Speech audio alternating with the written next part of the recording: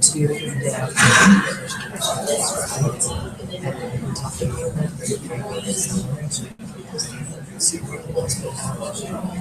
so stupid.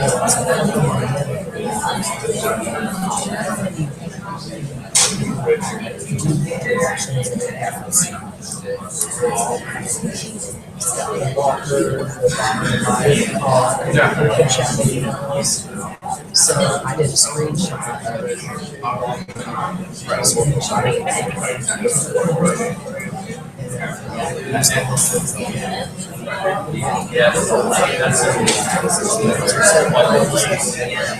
I showed you.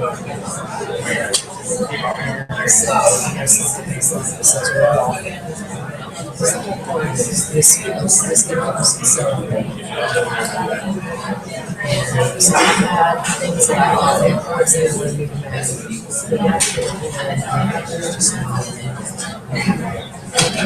the gap charts.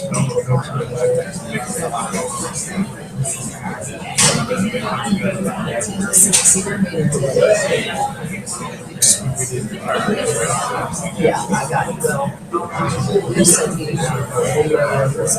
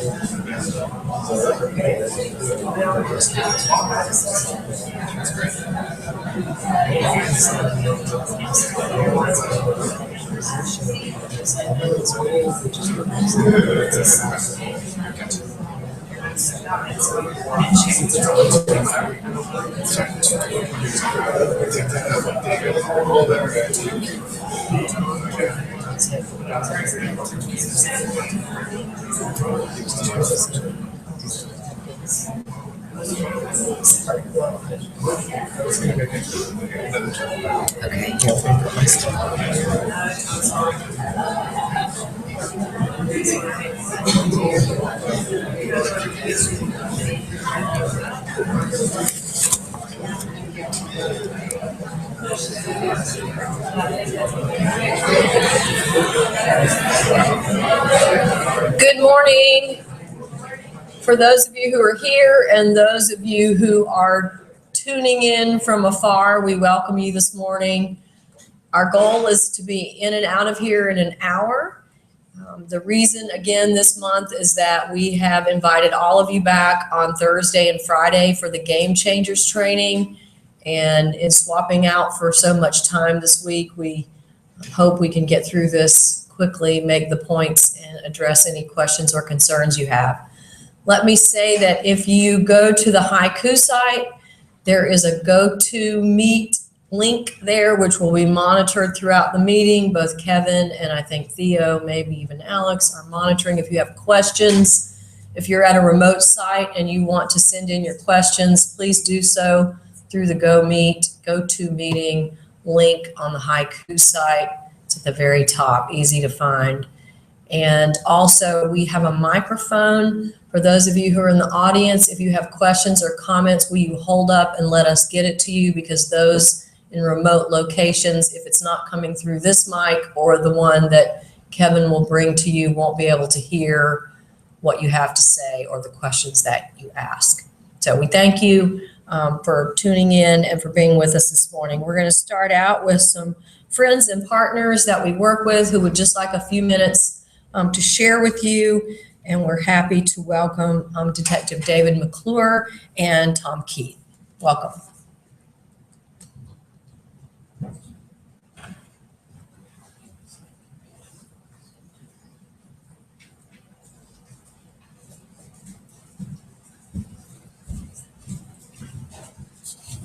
Morning, everyone.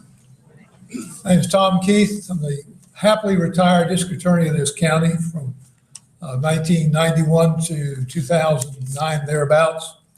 We work with you and develop programs with Darrell on gangs, violence in schools, literally started zero tolerance for weapons on campus, and that meant zero tolerance. No plea deals. We tried it. We tried to make our schools safer. In retirement, I got on the Crime Stoppers board with David McClure here from the police department, and we started looking at what are we doing with the schools. And for years, we've been trying to get into the schools and get you to get to your students the awareness that we have the money to pay for information on violence in schools. We will pay a student for an anonymous tip up to $500 or maybe more if they would call the Crime Stoppers telephone number and give the information to this. Now, there's another theme going on statewide, which is a tip line that the Department of Public Safety is looking at voluntarily. Forsyth is in that project. Some of the schools here, I've forgotten how many, 29, something like that, will be able to have a app for the children to call in or dial in and report bullying, gangs, drugs, guns, what have you. This is separate and apart from that. What we want to do to make the awareness to the children is to have a poster contest, and the best poster in each school will get a cash award, probably first, second, third place. Then the best poster will be submitted from each school to a board with teachers and law enforcement for the best poster for the entire school system. The idea will be once the children get involved, the word gets out. This would be annual so that as children come in, we will keep reinforcing. If you see a gun on campus or you know a gun is campus, you call this number anonymously and law enforcement will immediately respond. I don't think under the other program, calling a principal and delaying and trying to find the SRO will be as effective as a direct call to David McClure with response radio to the police with backup. This has worked in the past before. I'll give you a quick story. About 1995, I came home about 6:30 Friday night. My wife said, "What are you doing home so early? Why aren't you doing something?" Like, what are you talking about? And she'd been watching the news, and two kids had been given two other kids a ride home from bowling alley or something like that. And they didn't know the other two young men. And they became robbed and were stripped naked and taken behind one of the local schools. And just out of meanness, one of them was shot in the buttocks. She says, "Do something about this, Tom," as society is, and my wife was bad to do. I said, "Not to worry, Ellen. These kids will be in jail by Monday morning." How do you know that? Well, because there's two kids involved, and two kids can't keep their mouth shut. And they'll tell their girlfriends, and the girlfriends will tell their mothers, and the mothers will call David McClure and Crime Stoppers. "Oh, you're so arrogant." Well, I am arrogant. I'm sorry. I was wrong. I lied again. They were in jail Sunday night, and that's exactly what happened. That people will turn people in, even relatives, family members, friends, for enough money. As a culture in schools, don't snitch. This is anonymous, cash money, and the poster contest will get out there. What we want to do today is try not to overwhelm you with yet another program, something else for you to do, 8 o'clock meetings. That's certainly, to me, an overwhelming thing to do. I would never have every business management book said never have an 8 o'clock meeting, never have an 8 o'clock meeting on Monday. So here I am, at least it's not a Monday, but it's close to Monday when you're retired. We want to have volunteers. We would like to have as many middle and high school principals volunteer, let us know who you are. Rather than having a meeting, there's probably 15, 20 members of our board. We will come out to your school, find out what your concerns are, put together a rough idea of concepts that you think will work. We don't know how to negotiate or talk to children. We can't communicate with children the way you can. You're the experts on that. Then we'll get together with the ideas and probably have a follow-up meeting with some staff volunteers and come up with your plan to put this into effect. So that's why I'm here. I hope you guys will consider this and volunteer for it. It's to make your school safe. While this is going on, I'm watching television. Before I had a meeting with Theo a couple of weeks ago, and there on CNN is a really nice looking affluent school in California, in San Francisco, and they are paying for ShotSpotter. ShotSpotter is what they have in Wilmington and some other cities that have high violent rates, in which anytime a gun is exchanged goes off, that a triangulation of microphones will pick it up and will tell you where that shot came from so the police can get there quickly and respond quickly. Well, this is the trend in American education, where this school in California feels so threatened, they want to pay for ShotSpotter, which is extremely expensive process. So when the violence in the school happens, they can get a cop there faster. That's incomprehensible to me that we are ever going to get to that stage. I think this is a low cost, low budget. It doesn't cost the school anything. We will try and absolutely minimize the amount of time it takes for you guys to have meetings. We'll come to you and we'll try and put together a pilot. And maybe by next year, we can slowly roll it out over a period of years. You can't eat the elephant all at one time. You got to eat it in little bites and try and become something that we be successful, and then take it to the statewide when we have Crime Stoppers programs. So that's why we're here. David's phone number is 728-3902. My cell number is 816-5777. Most of the time I'm out hunting somewhere or fishing and my cell phone doesn't work. But David is always on duty, as all policemen are, and you can get in touch with either one of us. Any questions? All right. David, you have anything to say? I just want to add, when Mr. Keith talks about the phone calls, especially with students, we also have where you can go on the police department's website and submit a tip that comes to me through an email. And we also have texting, where they can directly text a tip for something that's going on at the school, or a citizen can text information on criminal activity.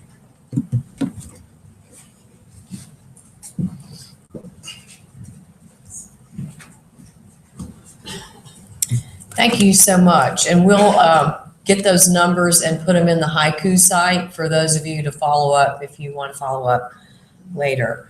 A few announcements before we move into the formal agenda. First, I wanted to welcome some folks to new roles within the district since we last met. We've had a whole host of things going on, and you never know what that is going to result in, but we're really happy to have some unique new situations with placements. I want to recognize Paula Wilkins, who will be the new principal of Cook Literacy Model School in the fall, and we're excited about what Paula brings to our first innovative school launch and restart. We're incredibly grateful that Constance Hash is also agreeing to stay on. She said, I'll help, but I'm going to stay retired. So to the degree that we can parlay her time to help guide and coach Paula in this enormous turnaround effort. So we're excited about that opportunity.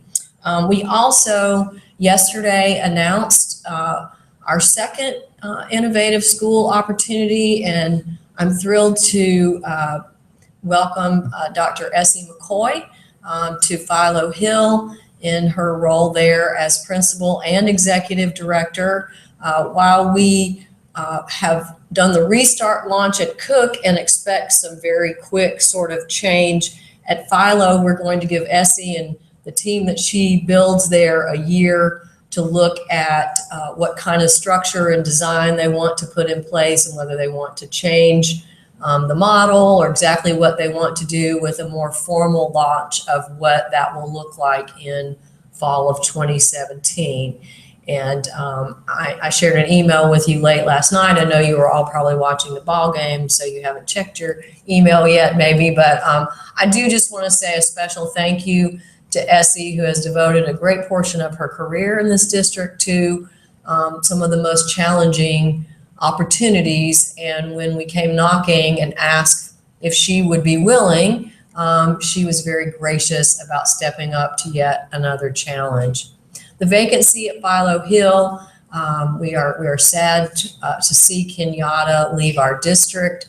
Many of you may know that part of his family relocated to Georgia earlier this year, and as a family, they've decided that they all need to be together. And so he let us know a couple of weeks ago that he was going to be joining the rest of his family in the Atlanta area. So we appreciate his hard work and thank him for that as well. We also have not been together since we've made other announcements. In addition, we are sort of have mixed emotions about letting Dana Wrights get married on us. I guess everybody deserves, as we call it, the wedded bliss. But Dana is going to pursue that role with a little more intensity. And so Tennessee will become a more permanent home instead of going back and forth. And so we've been able to work out a unique situation there. And we are really thrilled to welcome Andy into a leadership role in accountability. He has demonstrated for all of us his skills, his knowledge base, and we also will work on a contract basis with Dana. So the reporting aspect that you like so much, all the good data and the pieces that sort of come at the genius of Dana Wrights, we will continue to have through our contracted relationship with Dana, but day-to-day leadership will fall on Andy as we move forward. And we did this quickly because it's testing season, and for the good of the district, having some overlap of these two folks and their opportunity to work side by side during testing is sort of mission critical for us right now. We also wanted to, while not a stranger, welcome Dion Jenkins, who was formally approved by our board as Chief Legal Counsel. She has been in an interim role, and we are pleased that our board welcomes her now more formally in that position. I also wanted to recognize Mark Hairston, who resigned before spring break. We appreciate Mark's contributions to our district. We wish him all the best. We are also grateful that Belinda Beard has stepped right in after spring break to help us finish the year at Ashley Academy.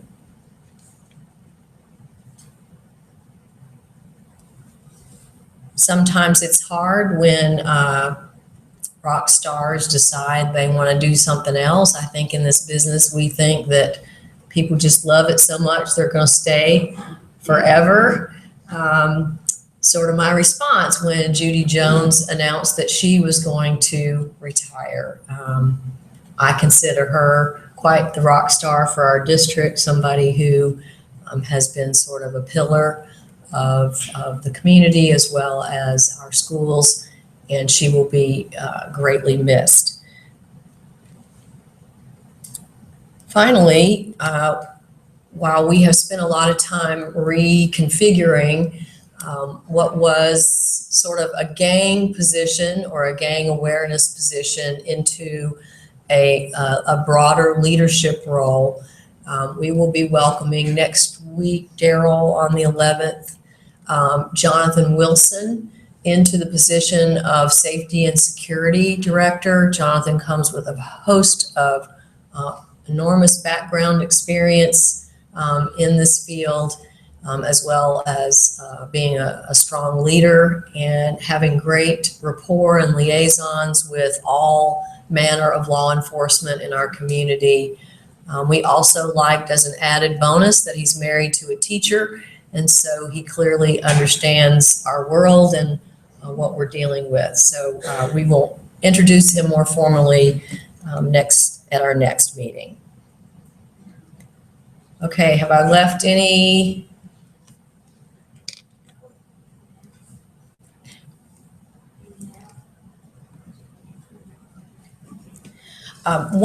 We haven't in these short meetings done a whole lot of recognition, but I need to do this today, and so if you'll just give me 2 minutes. On the Thursday before spring break, I met with a school faculty in this district to talk about priority status, and it was a very challenging meeting. As you might imagine, the anxiety for schools as they wonder what's happening, for leaders as they wonder what's happening as we've worked through the whole low performing as well as priority school status. And we wanted to meet with this faculty before the break because of change in leadership issues and a lot of voiced anxiety. And it was a very challenging meeting. One of the requests had to do with their facility, cleanliness, odors, clearly us not sending a really great message in a school that we cared about the people who worked there or the children that went inside the halls and restrooms every day. And a little, I can be a little emotional. So from the parking lot of that school at 5:15 on Thursday before holiday, I sent this gentleman who you all know an email. And I said, I don't usually ask for much. I'm not very directive, but can you help me out here? By Tuesday morning before 10 o'clock, I had a complete rundown of all that was going to happen last week after a thorough walkthrough with the team on Monday. We'll have this done by Friday, but in fact, it was done by Thursday. Remarkable, remarkable change in a building. Now, I was not able to get in that building yesterday, but some folks in this room were, and the difference in the people there was visible, it was tangible, it was palpable.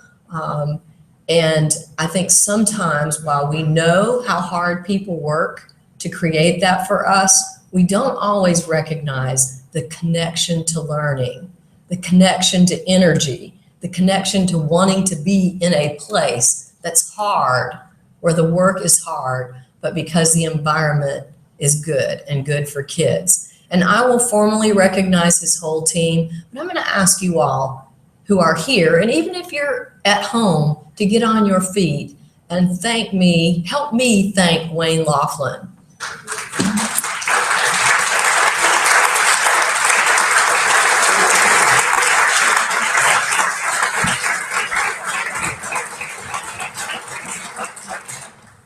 He probably hates this because he knows you're all going to start texting him. Right? Whatever the urgency is.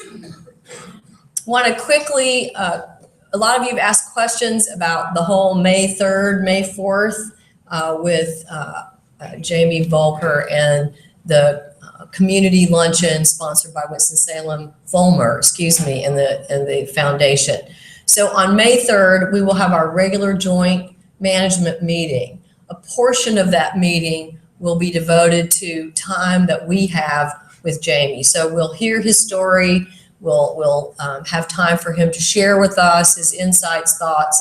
You will have an opportunity for Q&A with him. And then we'll also talk some about what we can do, what his suggestions for us as educational leaders would be in engaging the broader community, the business community.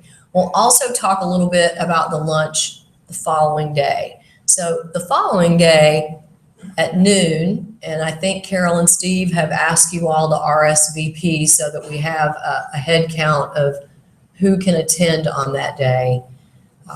You will be spread out at tables with community and business leaders for the Winston-Salem Foundation's annual community luncheon. Volmer will be the keynote speaker. The message different on the 4th, obviously, from what it is on the 3rd, because the message will be geared at that group and what they can do, and the fact that we can't be expected to carry this weight without the support and help of our community. We thought there would be some time in that agenda for sort of a formalized Q&A, but it sounds like the way that's evolving is that your role there will be rather social and casual conversation during lunch, and maybe some opportunity for folks to say, what is it you need from the business community, or what is it that nonprofits could do to better support your efforts? And so really there's not huge preparation. We gave you all the book. There is no expectation that you read it ahead of time. For those who have read it, I am not one of them. I am being told that it's helpful. Carol keeps giving me great tips as she gets through the chapters, so I appreciate that she's plowed through it. There are good questions in there, she says, that could be helpful to us as we interact with our business partners and community.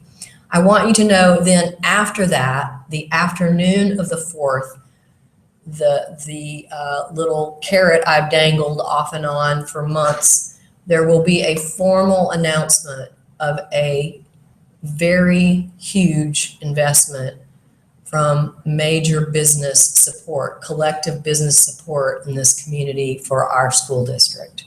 And that will be a 5 to 6 year commitment with major pledges from around key business leaders in our community. And this has all sort of been orchestrated to happen over this 2-day period by design. Do you have questions about the 3rd or the 4th? We will have some other agenda on the 3rd, but the bulk of the time will be dedicated to our interaction with him. Okay. I think Brenda, what's up?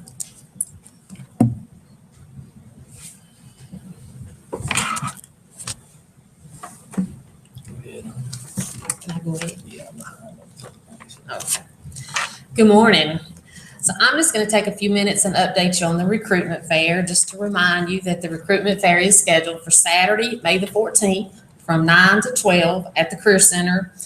It's very important that all of our schools are represented. Obviously, we prefer that the principal or the assistant principal be there, but if neither one of you can be there, please make sure you send someone to represent your school. If you want to set up early, as a lot of you do, especially a lot of the elementary that like to decorate very nicely, you will be able to get in the building. Hopefully we'll have tables ready by 5 or 5:30 on that Friday evening, or you can get in after 7 on Saturday morning to start setting up. We will also have interview rooms available, as we did last year, in case you want to talk to someone in a more private setting. So that's just an update on that. There's one other topic that's really not on the agenda, but we're going to squeeze in, and Deon's going to talk to you a little bit about the next steps for employees that are on a mandatory improvement plan. Good morning. So related to the issue of recruitment is the question of transfers, and in particular, teachers who might be on a mandatory improvement plan. So I just wanted to remind you, as some or most of you are approaching the end of your mandatory improvement plan periods, you will be in the process of scheduling these post-MIP assessments. And it's recommended, although you probably have planned to do this already, that you can correlate that with your end of year summary eval process so that you'll be in line with the recommended deadlines for non-renewal, et cetera. So as you're doing your post-MIP assessment, obviously you want to assess their progress in the areas of deficiency identified in the MIP. And so there's a couple of different scenarios that can occur after you have your post-MIP assessment. The first is you have a teacher who has gone through the MIP process and has made very little, if any, progress and has not yet met proficiency in the standards that you've identified in the MIP.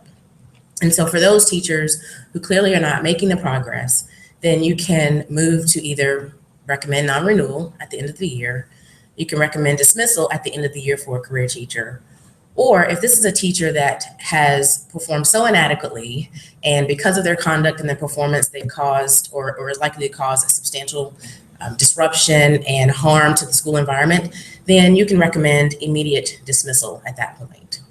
So that's the first option. The second option is, let's say you have a teacher who has made improvement and maybe they've achieved proficiency in one of their standards or a couple, but not all. And you don't want to recommend dismissal, but you also would like to give them some additional time to improve and don't really want to recommend non-renewal. Well, first, I encourage you to have a conversation with Steve or Carol about that, just to make sure that they are in agreement with that decision. But for those teachers, we recommend putting them on a plan for the 2016-17 school year. And so that can either be a monitored plan or a directed plan to give them additional time to improve. And if not, then you can make a different recommendation at the end of that plan period. So that's the second scenario. Well, the third scenario, and I'm not sure how many of you already know of teachers who are in this position, is if you have a teacher who, let's say they may have had one area of deficiency initially when they were placed on the MIP, and they've made a remarkable improvement, or they've achieved proficiency in all of their levels or all of their areas of deficiency. Well, for those teachers, we recommend that at a minimum that you at least give them a letter of direction so that you can continue to monitor their improvement for the next school year.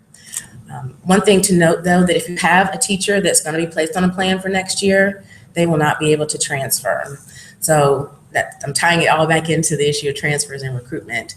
If there are some teachers who are going to be put on a plan who may not know it yet, but might have placed their name on the transfer list. And so if you're aware of that, or if you become aware of that after you're doing your post-MIP assessments, just send Brenda an email just to let her know so that she can make sure that she communicates with that teacher about their ability to transfer or not. So are there any questions about that process? If you have any questions that come up or situations that are somewhat unique, don't hesitate to email me, email Brenda, email Matt, and we'll be happy to walk you through the process. Thank you.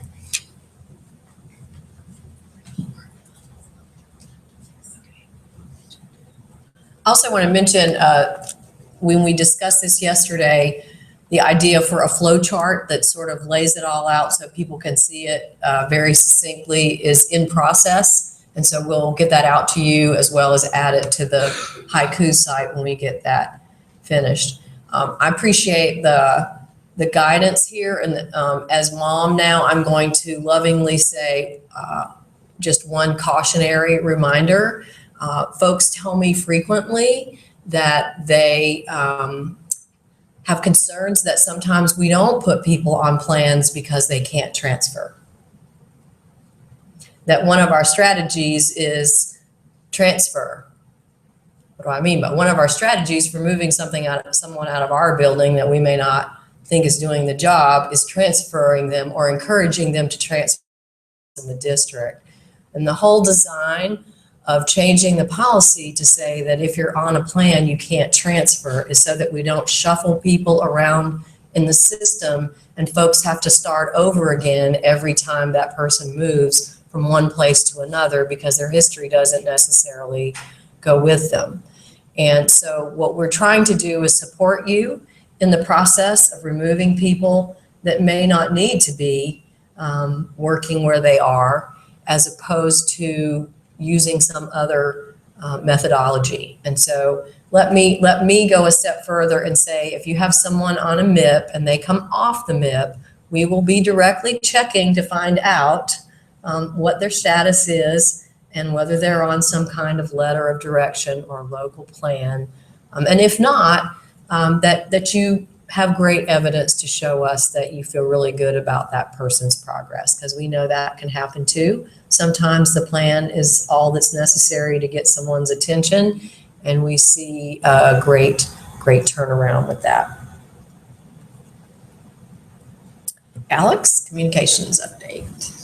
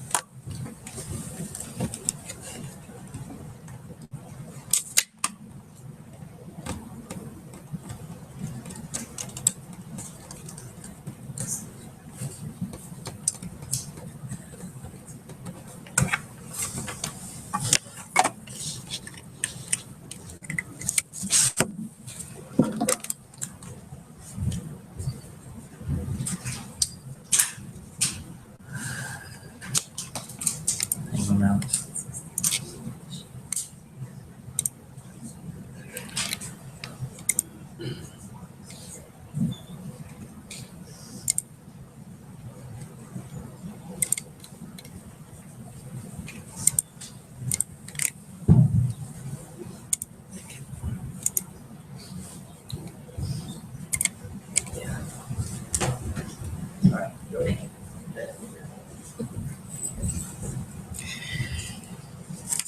You guys are either really tired, really bored, or really into your phones right now, because that was the most quiet little break that I have heard in a really long time.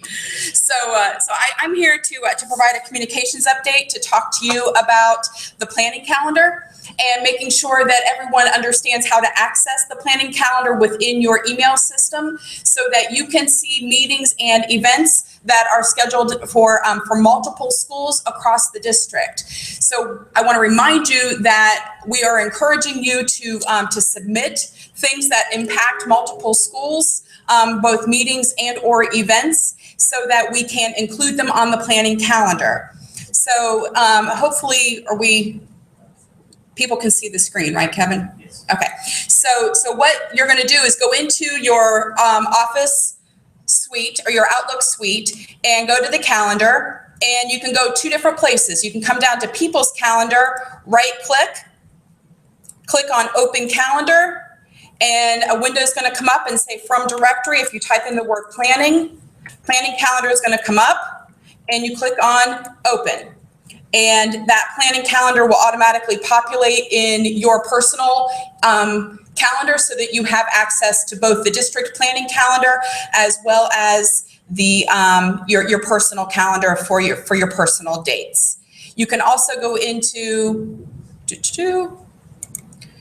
other calendars, right click on Open Calendar, and go through the same process. So you have two different places. You can go to People's Calendar or other calendars, and you will be able to access the planning calendar with relative ease. I will send the directions out in an email. I sent them out on March 4th, so if you can search your own emails, you can find those directions. But I also have included, so that if you have events to submit on the district homepage,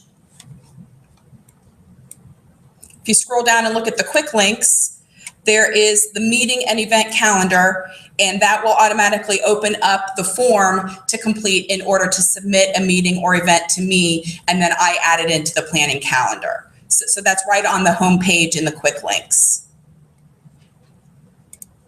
Any questions for me on planning calendar access? All right, thank you very much.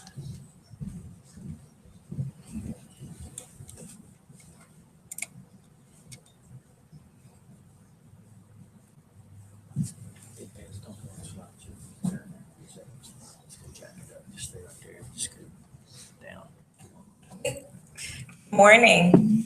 Hope y'all are doing well. So last month we came with an update about the Teach to Lead Summit and us being selected as a district as a leadership lab site.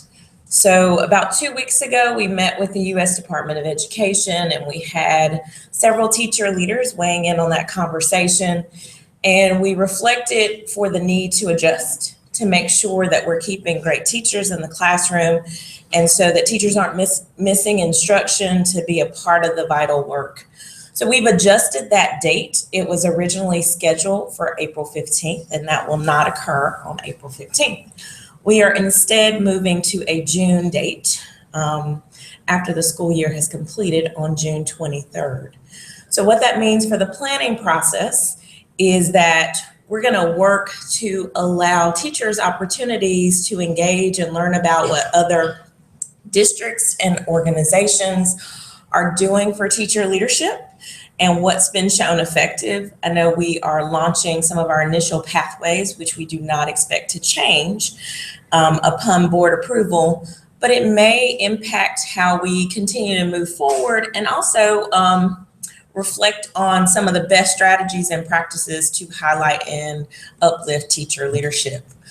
So with that said, June 23rd will be the date, and we're working on a process to equitably ensure access for multiple teachers as well as you all as principals to participate on this date. So more information will come, and we're also working on some optional but recommended and invited webinars for folks to participate to learn from other districts. So that's where we are at this point, and we're still in the planning phases with the U.S. Department of Education, and we'll keep you updated as we get more information. Are there any questions? Okay. So some of the examples of organizations that have really launched teacher leadership well, one is Denver Public Schools. They've created multiple pathways for teacher leadership, and they actually have several teacher leadership roles. And coming up in the next couple of weeks, they're kind of having an open house for folks to learn about teacher leadership, and we've reached out to them to also support a webinar for our teachers to hear about those roles and some of their lessons learned, but also hear from their teacher leaders themselves. And so we're finding the most power in the work is hearing from other teachers that are doing the work. We've seen some promising practices with Charlotte Mecklenburg schools and what they've done with teacher leaders. Some of them have taken extra duties and responsibilities or increased classroom sizes in lieu of planning, just because they've shown great evidence in growth with student achievement. The New Teacher Project, which you're currently reading, The Irreplaceables, has been a thought partner for lots of districts in launching teacher leadership. Denver Public Schools being one, Tennessee is also another. So lots of models out there that we are learning and investigating to determine which ones provide some promise for practices we want to implement in our district and how we want to continue forward with teacher leadership in our district. Questions? Laura?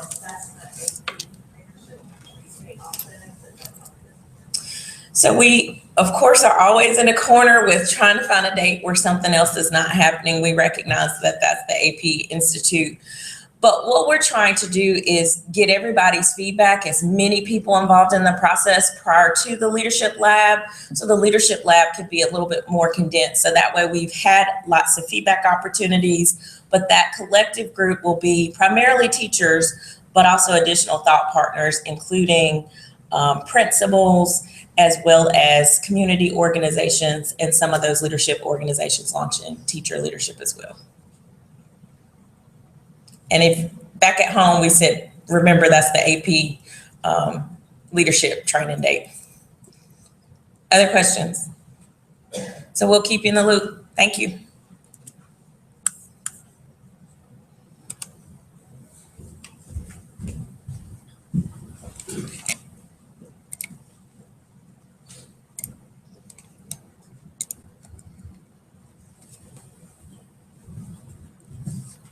Thank you. I also wanted to reinforce that some of the questions about the Teach to Lead Summit were, what if there are no teachers in my building identified in the advanced teacher group? And all schools will be represented. We know there are leaders and that people have different leadership roles and lead in different ways. And so this group is working to be sure that the formula we use to invite and include is inclusive of all of our schools in the district on the 23rd.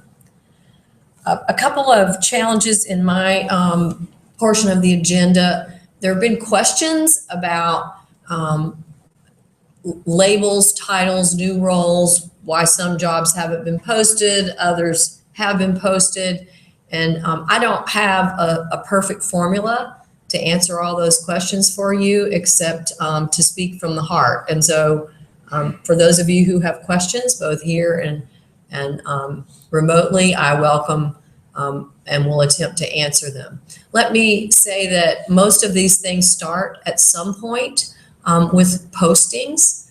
And I also want to lovingly say most experienced folks in our district aren't knocking the door down to apply for some of the positions that are vacant.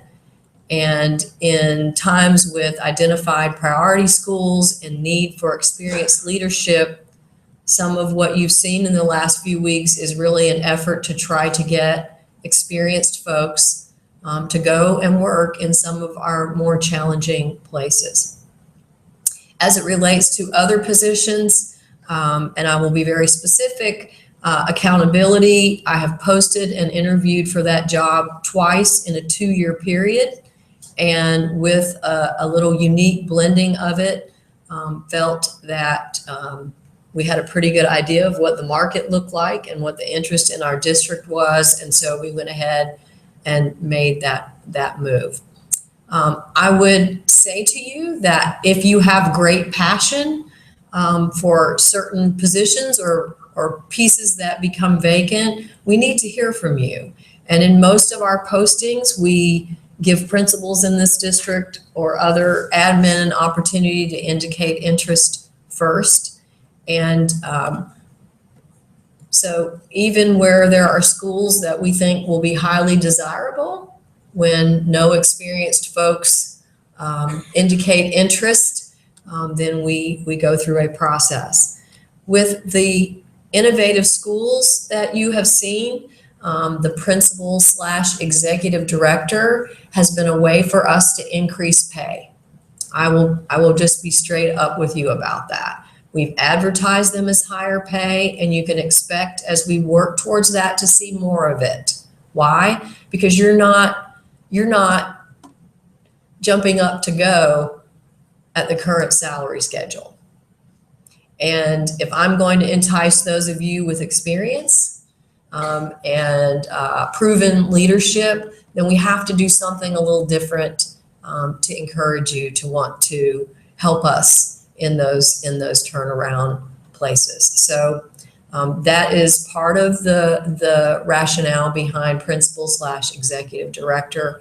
The other piece to that is that in those settings, we anticipate programming that may look different, programming that may be more than just running a school as a principal, but also running a program that may run parallel to that. In the Cook example, we will have a school there, and it will be focused on a variety of different literacy strategies, but that will also become a clinical setting for other teachers in our district to go and learn. Last Thursday, Paula and Matt and I spent the day at Appalachian, and we have folks just, UNCG, Appalachian, we have folks all over saying, can we partner with you? We want to come in and can we open a reading clinic? And whatever we need to do to serve, can we help your teachers get additional licensure? We talked about a possible credential for turnaround. The response has been absolutely overwhelming from higher ed in terms of what we want to do here. And so while we focused Cook on literacy, as I said earlier, we anticipate similar opportunities at Philo, but want to give Dr. Essie and her team time to look at what could that be and how could it help not only serve the students there, but help serve district development needs as well. If there are suggestions that you have for how we can continue to make attractive some of the work that is most challenging in our district, please be sure to let us know. Just like with teacher leaders, where we're asking them what kind of incentives as a district should we contemplate and prepare for to ask you to help us lead in this district without leaving the classroom. The same applies to you.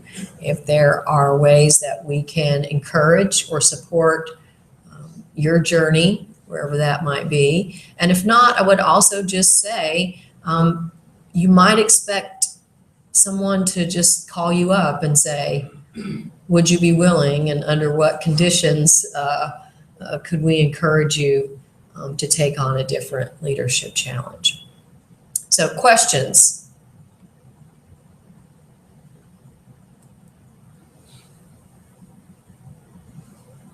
Okay. I'm sorry, I forgot my glasses, and so I have this agenda on like huge font so I can see what's coming next, and that's Dion.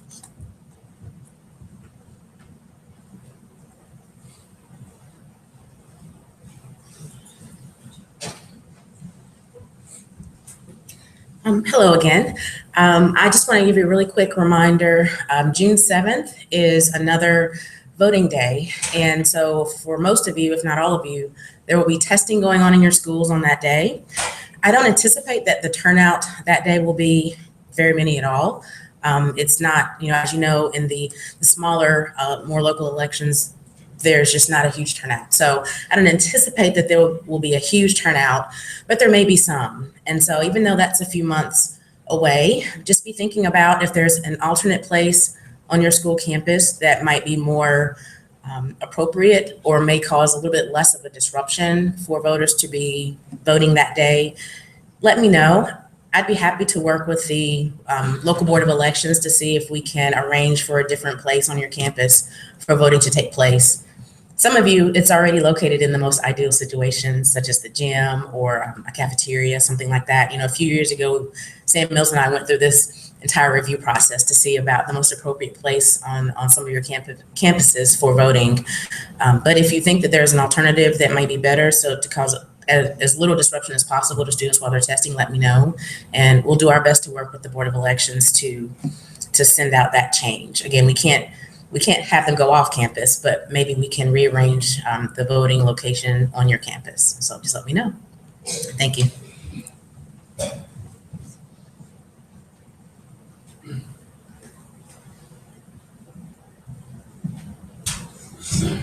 Good morning.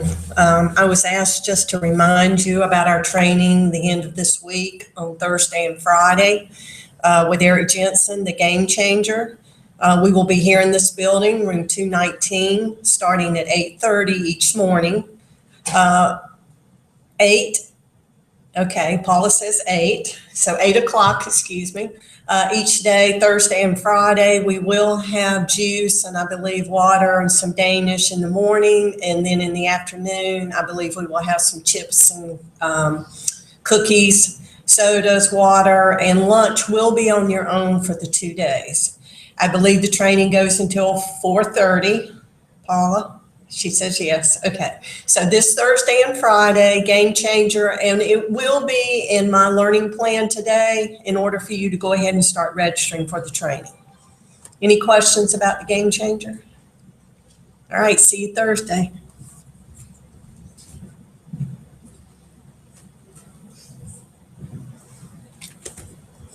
Thank you. Two follow-ups to that. We typically have asked central office staff to help proctor during testing. And one of the pieces that gave us anxiety about a June 7th election is that it's also going to collide with testing in many of our schools.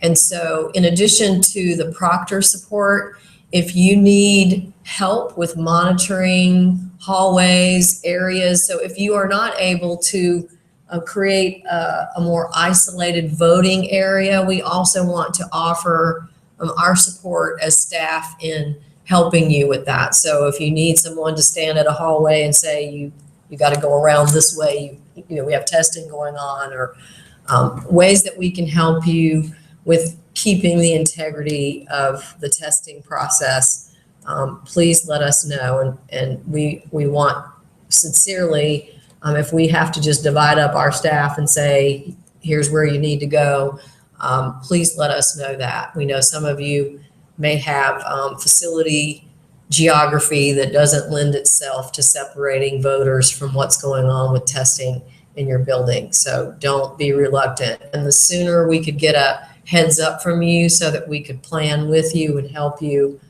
we would appreciate that. I'm going to ask you to let Dion be your point person on that issue, if you will. If you need help, just let us know, and then she'll be sure the whole group is aware. A few words about Game Changers.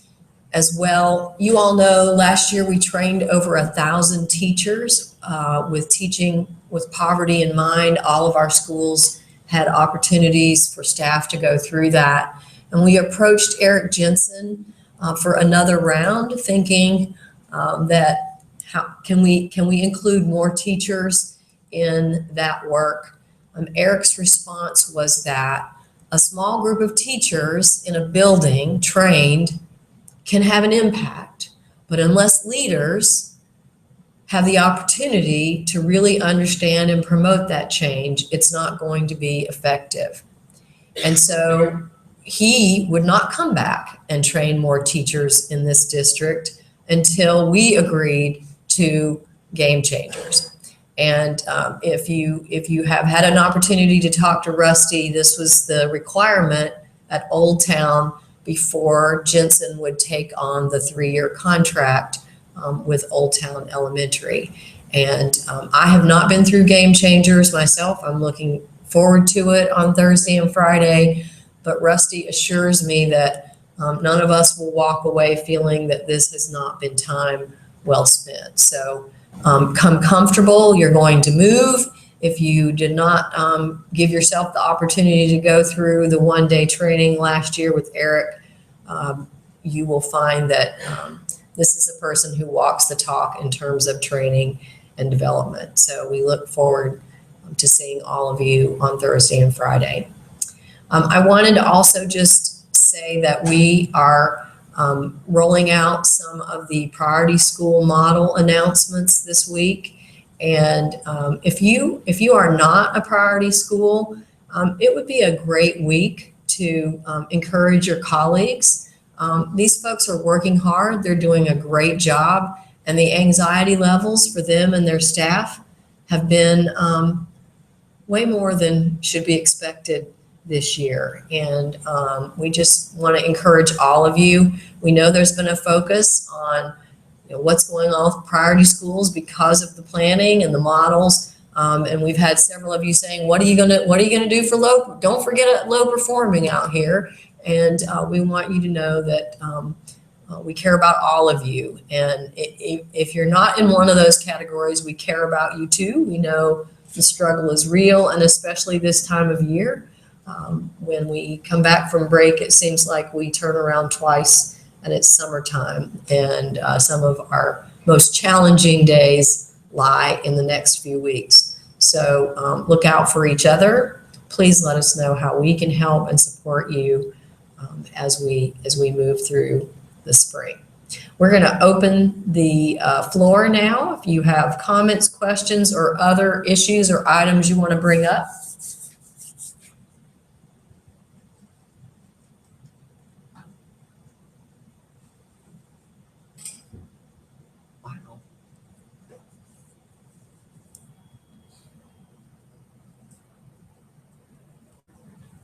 All right, be careful out there.